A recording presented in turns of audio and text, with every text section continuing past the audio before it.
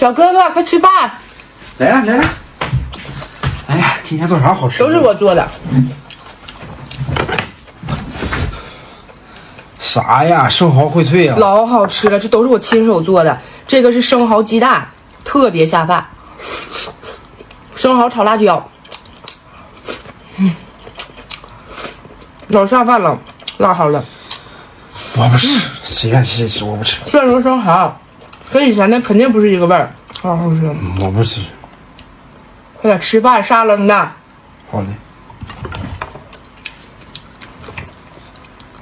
尝尝这个，老好吃了，真老好吃了。